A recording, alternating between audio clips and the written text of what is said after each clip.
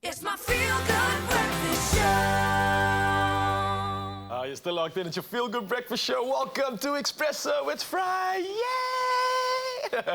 Now, of course, when it comes to curries, they come from many, many countries and cultures. So it's no surprise that South Africans have created their very own version. Yeah, that's right. So while everyone has their own tricks and their own tips when it comes to making the perfect curry, Chef Clem is in the kitchen with some basics to help us master this versatile dish. Chef Clem, curries are like, if you're not South African, you have a curry, then I don't know, I have some questions for you. But like we said, what is it that makes a curry South African? What makes a South African curry? I love that question because South Africa is so diverse. Yeah. And curries in South Africa are equally diverse. There's so many different types of curries. I hear it all the time when someone offers me a curry. They're like, listen, this is the best curry in the country. And I've been to 5 houses or more that say this, but I genuinely can't decide because they all taste that good. I mean, honestly, even from the vegetable curries to the beef curries to the fish curries to the lamb curries, chicken curries, mince curries, they're all so amazing. And I love the fact that the best curries that are ever made come from homes. Yes. Not from restaurant kitchens. It's from like you people out there around the world, you heard it first. Chef Clem has confirmed it.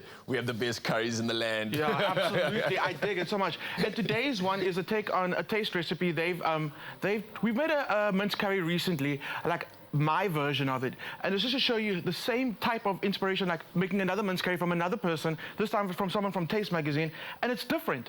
And I love that because you kind of play around the flavors and make it your own. So like the mince curry I'd make would be so different to the mince curry you make, and that's just what makes South Africa in general so amazing. And I love it, love it, love it. So you like mince curry? I love it. So my next question, Clem, what do I need to make this curry going and to make it the best thing that has ever landed in this week of curriness? Absolutely. The one thing that all curries have in common is they start off with the onions. And the rule's very important. When you're cooking your onions for a curry, you got to make sure that you cook your onions low and slow. You want them to brown and not darken. The reason for that is if you darken your onions too quickly, the sugars in there actually become bitter. They burn. So you want to go nice and low and slow so you caramelize those sugars so they become sweet and delicious. That actually adds sweetness and texture to your curry. So that's first step, okay? Are you gonna try making a curry this weekend? Putting you on the spot now. After this, I might. Let's see how hard this is first. Let me gauge. Okay, I got you. I'm lazy on the weekend. Okay, no, it's fine. What's good about this recipe, if you are lazy on the weekend, this recipe is super easy to make, and I got a few hacks that you can actually make it a lot quicker than normal. All right, now I'm listening. So what I did, ginger garlic went in, and that's just like fundamental, like fragrant base to like a curry that's in there. Another tip is I buy my ginger whole, those big like knobbly bits of ginger, and then I just freeze it. And then every time I need it, I get a grater and I just grate it directly into the pot and I put it back into the freezer. Skin's on, it's fine.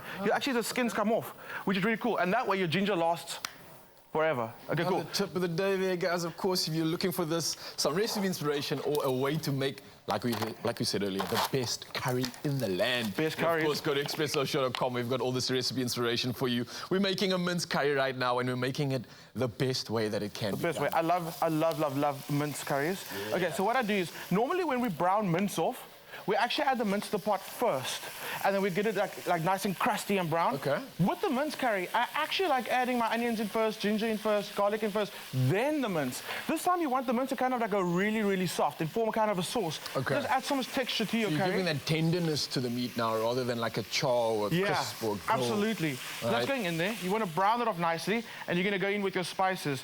So we're going to hit it with a little bit of turmeric. This is the interesting part because if I was to try and make a curry, I don't think I'd ever be able to make it the same because it's always like a little bit of this and that and taste it and then a little bit more of this and that.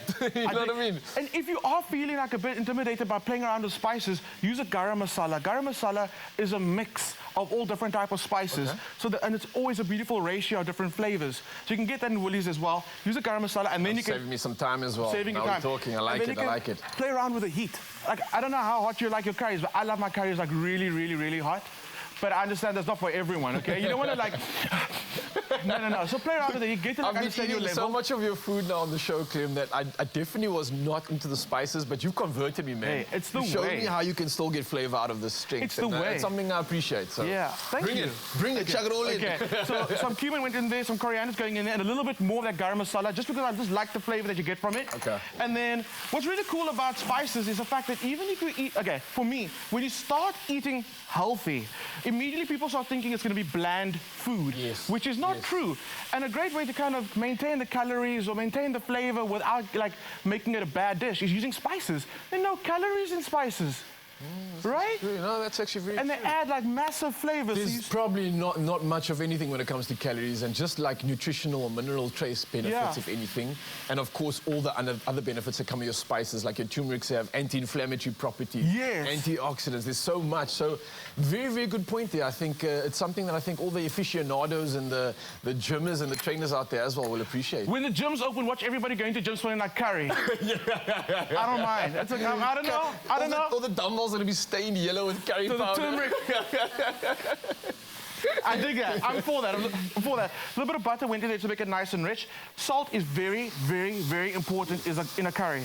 I don't have any meal without salt, man. You can have the most amazing spice blend in the world. If you don't have any salt, you're not going to taste it.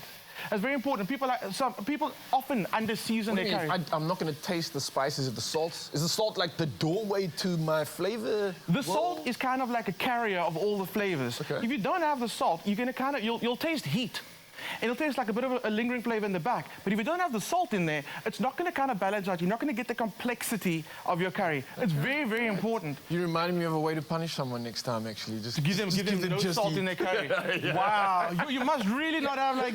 Who's this person? Well, it goes with the name of Thabiso. Thabiso. Wow. I like going after Thabiso. He's a fun guy. The thing is, he comes back and he gives it back to you again. Oh. Okay, some coriander going in there. And then with a mince curry, you've got to have peas, okay? So this is quite different. I never use tomato in my mince curry. It's different, but it's going to be great. I mean, we know tomato adds richness to your curries. Yes. So looking forward to that. So peas go in. The tomato goes in. Here comes my hack, right? Okay, also another thing. If you like your peas nice and like firm, you add your peas to it a little later. If you want it like nice and soft and cooked down, add them in now. With the potatoes, I'm adding the potatoes quite chunky. If you want to do curry in a hurry, cut into tiny squares and add it in. You're good to go. It'll cook faster. Yeah, it'll cook so fast. Like 15 minutes you cook through it, which is absolutely amazing. Water goes in. Cook that down. Curry's going to be so beautiful, so delicious. You got to have sides with it though. So later, I'm going to show you how we make a beautiful coconut raita and a sambal. Curry Friday. One is complete. There you have it, guys. Of course, that's your recipe inspiration for this morning. We're going to carry on spicing up and souping up this curry. But there you have it. It tastes so delicious already. The base has been made, and we are ready to kick it. It's curry time. Woo!